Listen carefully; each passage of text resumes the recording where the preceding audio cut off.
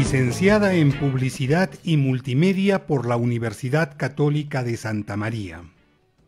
Directora de cine por la Escuela Internacional de Cine y Televisión, San Antonio de los Baños, Cuba.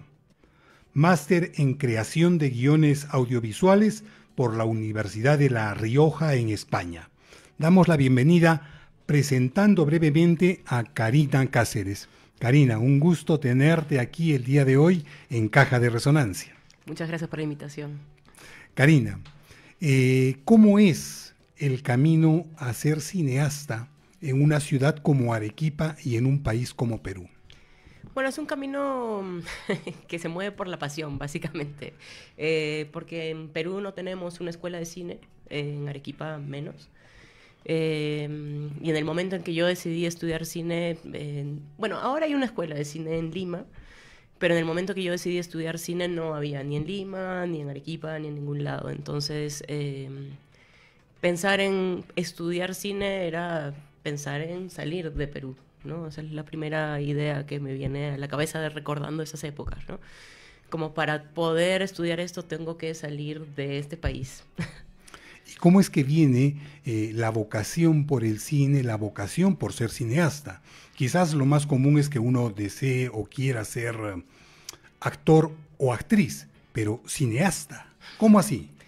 En realidad como que siempre he estado ligada a las artes en general. Creo que mi primer acercamiento a la imagen fue primero por las artes plásticas, luego por la fotografía y luego por ser como muy cinéfila, consumir mucho cine y luego elegí una carrera que de alguna manera tenía o circulaba por todas estas áreas que también tenía audiovisual. Entonces ahí como que ya decidí o vi como directamente el área audiovisual y fue como la decisión tomada, ¿no? Muchos de los artistas con los que hemos conversado aquí en Caja de Resonancia mencionan que para poder dedicarse al arte que eligieron hubo muchas influencias, a veces familiares, a veces amicales. ¿Cómo es en tu caso? ¿Cómo es que tú te acercas al cine? ¿Cómo es que tú dices, no, yo quiero ser cineasta?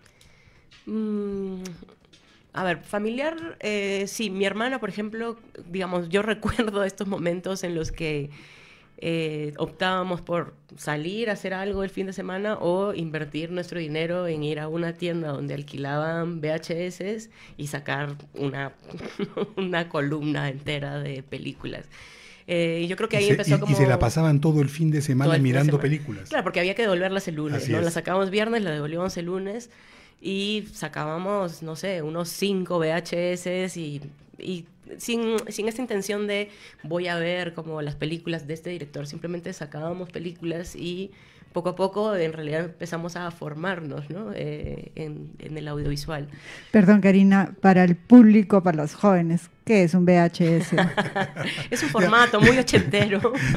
Ya no existen. Ya no existe. Bueno, y en realidad también me estaba acordando que en la época que nosotros veíamos películas en VHS, que es este formato de cassette, ¿no? Justo muchos de los cines cerraron, ¿no? De los pocos cines que todavía quedaban en la ciudad, como, no sé, Cine Portal, el Municipal, el Fénix, son los que recuerdo, justo estaban muriendo uno tras otro. Entonces, por eso la opción fue como alquilar VHS, porque realmente hubo como varios años en los que no había un cine en la ciudad. Entonces, también creo que el acercamiento al cine fue no prohibición, porque no era una prohibición, pero por no tener algo, ¿no? Desde el no hay, bueno, entonces lo resuelvo con esto. Y felizmente abrieron una tienda de alquiler de VHS y ahí es donde nos nutrimos un montón. ¿Y desde cuándo Karina deja de ver las películas simplemente como algo que la emociona, algo que mueve los sentimientos y comienza a verlas desde un punto de vista más como cineasta? Técnica, trama, diálogos, iluminación. ¿Cómo es ese tránsito? Yo creo que sí, no sé exactamente cuándo sucedió eso, pero cuando uno empieza como a consumir más películas, también es como que se te va formando, no sé, los ojos, ¿no? El cerebro en realidad se te va nutriendo y empiezas a ver otras cosas. Pero también a partir de ir al Festival de Cine de Lima, donde había conversatorios con cineastas, talleres en paralelo, es como que ya empiezo a ver como diferentes áreas, como las partes más académicas, digamos, del acercamiento al cine. Karina Cáceres, cineasta arequipeña. Entre sus películas destacan Cable a Tierra, del año 2013, y Bajo la Influencia, en el 2016. Cable a Tierra ha sido premiada por Apreci como mejor película peruana en el tercer Festival Internacional de Lima Independiente y como mejor película en la competencia nacional en el Festival Iberoamericano de Cine Digital. ¿Qué experiencias tienes de estas dos producciones que realizaste y que han sido premiadas? A mí lo que digamos, siempre cuento un poco el proceso de cómo terminé haciendo esas películas. Cuando me fui a estudiar cine a Cuba, hay áreas, o sea, tú puedes elegir un área para estudiar 3 años eso. No es que estudias cine como de manera general, sino estudias o guión, o producción, o documental, o sonido. Y o llevas edición. a cabo un proyecto durante esos Varios, 3 años, durante ajá. esos años de estudio. Ajá, entonces yo ingresé a dirección de ficción, porque además lo separan allá. Es como, puede ser documentalista, que es una rama, o ficción. Entonces yo me formé como directora de ficción, y cuando regresé a Perú, después de haber estudiado, lo que pasa es que la escuela te da muchas facilidades, equipo técnico y equipo humano, porque cuando yo dirigía, un compañero que estaba estudiando sonido me hacía el sonido, y así. Entonces, cuando regresé a Perú, estaba sola, sin todo ese equipo técnico y humano, planteándome como qué voy a hacer ahora y cómo voy a hacer ¿cómo la cine, hago? ¿no? Y hasta ese momento nunca había pensado hacer un documental, ¿no? O algo más experimental. Y justamente la negación o el no tener otra vez, como no tener un cine, pero en este caso no tener como a esos amigos, colegas, empezó, claro, surgió otra manera de hacer cine. La encontré, digamos, en el camino. Y después de regresar a Cuba, como que andaba viajando mucho, como tratando de encontrar mi espacio, mi lugar, encontrarme en general. Y en esos viajes grababa mucho, sin ninguna intención realmente. Grababa y de pronto acumulé un material de archivo bastante grande y me animé a editarlo y fue como terminaron saliendo estas 2 películas en realidad, como con material de archivo y como desde una manera más experimental, no de ficción y también más íntimo, que yo nunca pensé que fuera a ser como películas tan autobiográficas o que exploren como el yo, ¿no? O sea que podríamos decir que tú, habiéndote especializado en dirigir películas de ficción, aquí, ante las circunstancias, terminas haciendo más documentales autorreferenciales.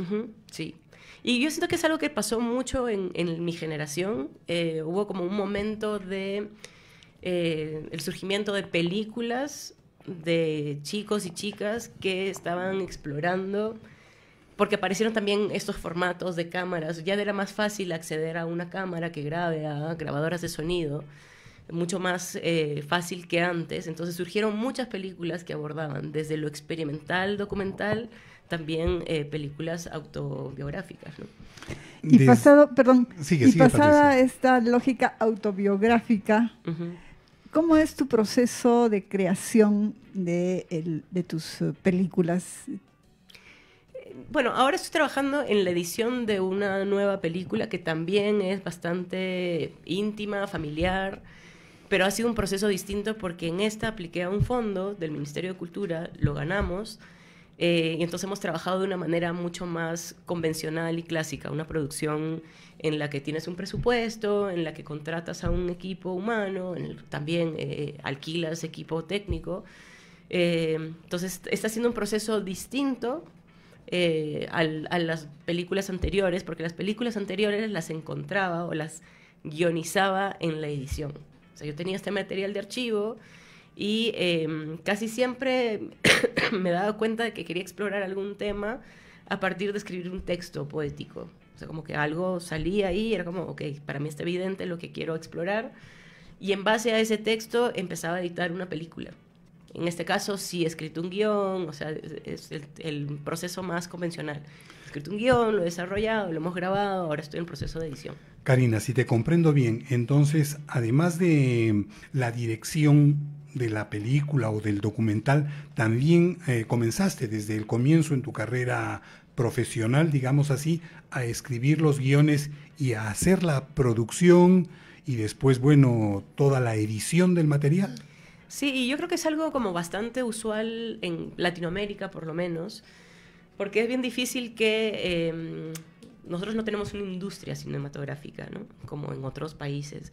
Entonces, en una industria cinematográfica, por ejemplo, hablando de Hollywood, que es como el modelo, ¿no? El esquema más conocido de algo más clásico, ahí está la productora o el productor, la grande productora que te dice, vamos a abordar sobre estos temas, vamos a ver la lista de guionistas, se lo vamos a dar a tal va a escribir un guión, luego que escribe el guión se lo pasan a un director y los contratan y así, ¿no?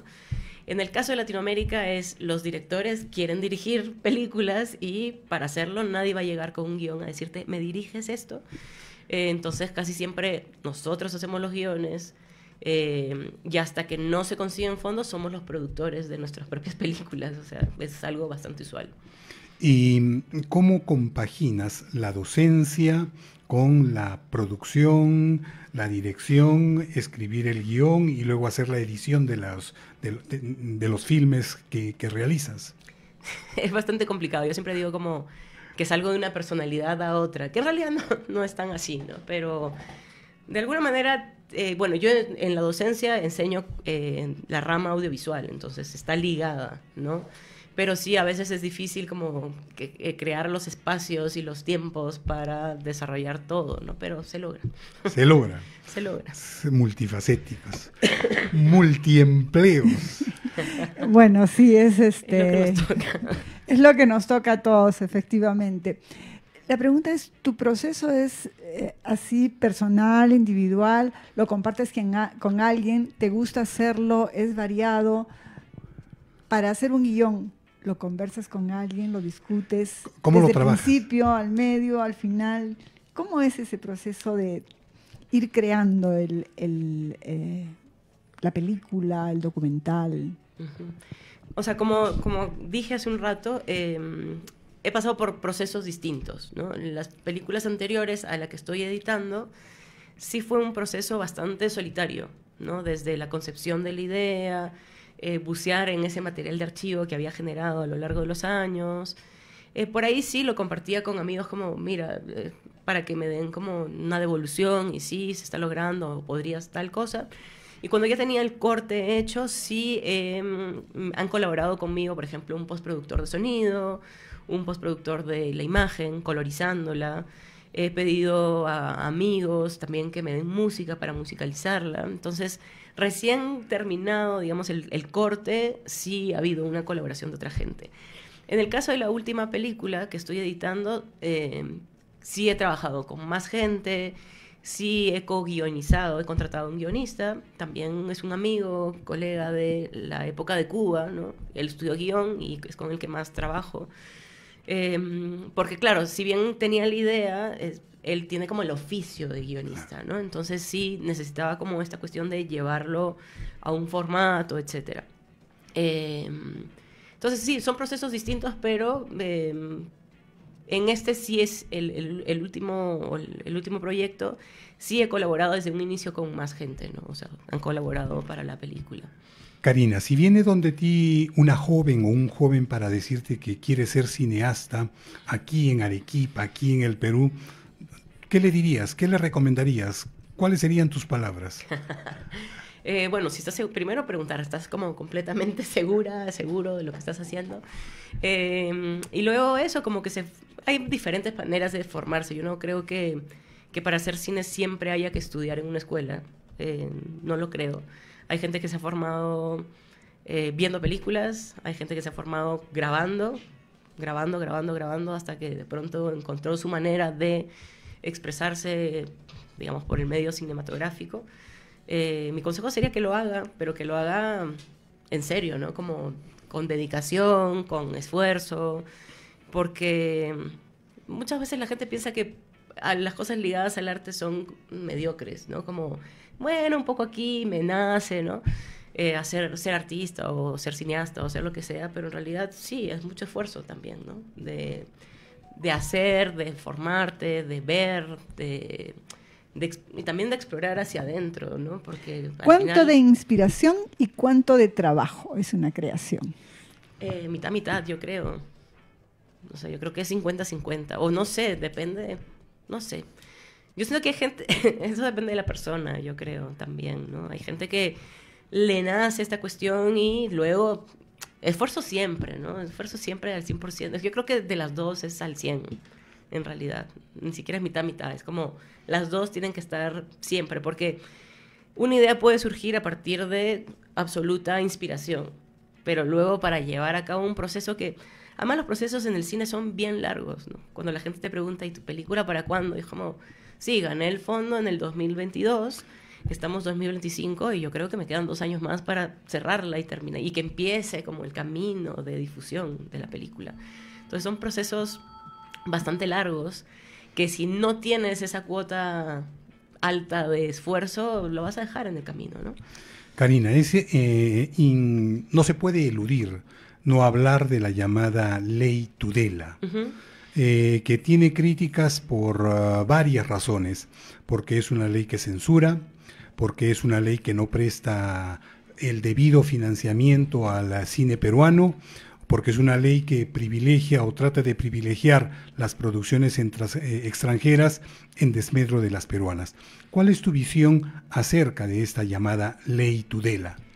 Bueno, para mí es preocupante, ¿no?, que surjan este tipo, y no solamente ha sucedido en el cine, ¿no?, sino que en el país estamos atravesando leyes aprobadas constantemente que van en contra de cosas que habían avanzado, ¿no? Entonces, en el caso de la Ley Tudela, bueno, primero es un retroceso. Está claro, es evidente que está planteado por gente que desconoce absolutamente la historia de los últimos años del cine, o sea, de lo que se ha logrado en cuanto a las películas que se han hecho últimamente, en los últimos 10 años tal vez. La mayoría ha sido financiada por el Ministerio de Cultura. La mayoría ha tenido bastante éxito fuera de Perú. Entonces me parece que hay gente que no ha estudiado ni un poquito sin ir tan lejos, ¿no?, los últimos 10 años del cine en el país, o de la producción cinematográfica en el país. Entonces, preocupante, ¿no? En realidad yo siento que al final, como suele pasar, se va a seguir haciendo cine, porque está la gente, está la pasión por hacerlo, solamente que ahora está más difícil, ¿no? Sobre todo para regiones, como has mencionado, sobre todo si tienes apuestas por producciones que no son comerciales, ¿no?, lo que se llama comercial, que llenen una sala y que den como dinero. Que no son marqueteras, esas que... tú has recibido el premio Talento de la revista El Búho. Y cuando lo recibiste dijiste algo que a nosotros nos llamó la atención. Dijiste, el cine tiene que estar comprometido con la realidad. Hay mucha gente que piensa que el arte es más bien una forma de evadir la realidad. ¿Podrías explicarnos un poquito esa frase que dijiste ese día?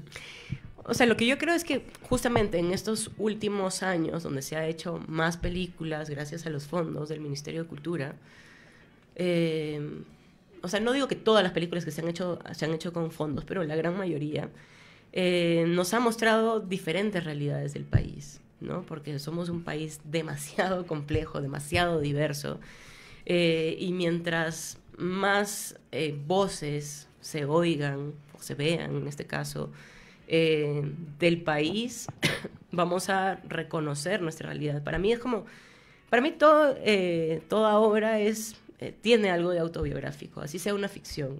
Entonces, refleja una manera de ver un tema, refleja distintas realidades. Entonces, por ahí va mi comentario, ¿no? Como... Claro, se dice mucho que parte de lo que es la conciencia del pueblo norteamericano tiene que ver, por ejemplo, con las películas del oeste, ¿no? La identidad nacional y qué sé yo. ¿Tú crees que lo que ha ido pasando en el cine peruano con estas muchas películas que hemos visto ahora en Aymara, en quechua, que se refieren a lo urbano popular o a la violencia que hemos vivido, van a poder ayudarnos a ir formando algún tipo, no diré de identidad, pero de conocimiento, de nacionalidad entre los peruanos y peruanas? Uy, hablar de que genere una identidad es bien difícil, ¿no? Porque eso, justamente al plasmar realidades tan distintas, porque en realidad la identidad peruana, ¿cuál es, no? También. ¿Conciencia nacional o social, por lo menos? Sí, por lo menos verse, ¿no? Primero verse, porque yo creo que el cine, si refleja realidades, va a encontrar ese público en el que yo me siento reflejada absolutamente. Y si no te sientes como, no, esa no es mi realidad, por lo menos ser consciente de que existe esa otra realidad, ¿no? Y no estar como, esto es la realidad, lo que me muestra, no sé, no quiero mencionar ni películas ni canales de televisión, pero yo creo que sí, amplía el espectro, ¿no? Y eso es bastante enriquecedor para justamente reconocerse y no sé si generar una identidad, porque digo, es bien compleja, ¿no? Hablar de una identidad peruana absoluta, ¿no? Claro, más aún si es que se piensa que eso lo construye el cine, ¿no? Puede contribuir naturalmente porque mirando tanto el cine norteamericano no es que tengamos una identidad norteamericana, quizás ideas bastante disparatadas a veces. Karina, ¿cuáles son tus directores favoritos, tus directores preferidos, si es que los tienes? Los tengo, pero son demasiados, es muy difícil de contestar esa pregunta. Sí, realmente no tengo una lista de uno peruano y uno que no sea peruano. No necesariamente el que más aprecie, sino el que primero te venga a la cabeza y que pienses que sí, a mí me gustan sus películas, me gustan sus producciones y la manera como dirige. Me gusta mucho el cine de Werner Herzog, sobre todo porque él dirige ficción y documental. Creo que tiene más producción documental que de ficción. Y bueno, él me gusta mucho. Me gusta mucho David Lynch, o sea, me gusta como muy variados, ¿no? Hay otro director que se llama Roy Anderson. Cineastas peruanos, Robles Godoy, Mari Jiménez, que en realidad, claro, ella ha aparecido en los últimos años como cineasta peruana, pero en realidad ella vivió muchos años de su vida en Bélgica. Sus producciones se han hecho desde allá, o sea, se han grabado en Perú, pero como producciones belgas. Yo creo que ellos dos. ¿Cómo ves tú el cine peruano en el futuro inmediato y en el mediano plazo? Bueno, ahora con esta nueva ley estamos en un momento en el que yo creo que va a haber un cambio.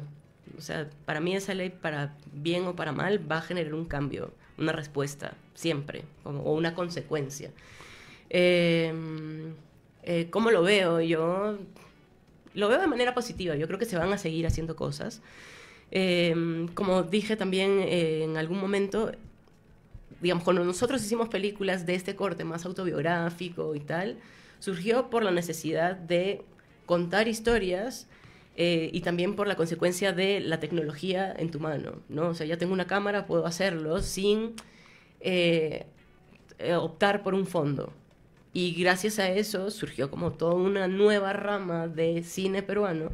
Entonces yo creo que va a suceder lo mismo en cuanto al cine peruano. Se va a transformar, van a salir como nuevas propuestas. Debido a los avances, entre comillas, tecnológicos, ¿no? El que ahora cualquiera puede acceder a un nivel de tecnología, medios comunicacionales, ¿crees que es más fácil, más barato, más accesible hacer cine? Depende del cine que uno quiera hacer, ¿no? Si quieres hacer un cine como de una manera, con una producción mucho más clásica, siempre va a ser caro, en realidad, porque en algún momento hubo como este cambio que fue como un gran salto de lo fílmico a lo digital, ¿no?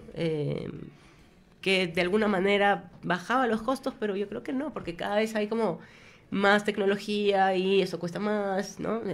Pero, como digo, o sea, en realidad depende del cine que uno quiera hacer. Se puede hacer cine con un celular, ¿no?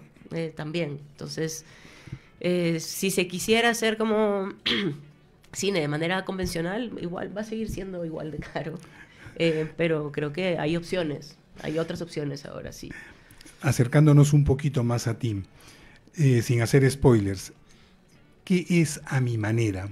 El último trabajo en el que vienes laborando ya se encuentra en la etapa de postproducción. Uh-huh. ¿De qué trata? Así a grandes rasgos y más o menos para cuando tendremos la oportunidad de poder verlo.